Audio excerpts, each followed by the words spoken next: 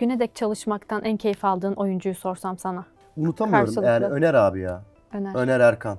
Yani lise yıllarımda çalıştım. Hı hı. Her anımız bu kadar İki eğlenceli ailedeki. geçti. Tabii iki aile. Lise yıllarında iki ailede.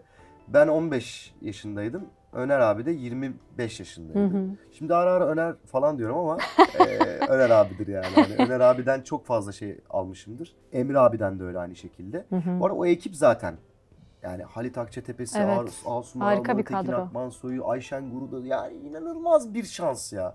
Yani hakikaten kimseye nasip olmayacak bir şans. Hepsiyle çalıştım. Korkunç güzeldi ya. Yani o ekipte ama Öner abi asla ayırırım. Her Unutamazsın. zaman herkesten ayırırım yani.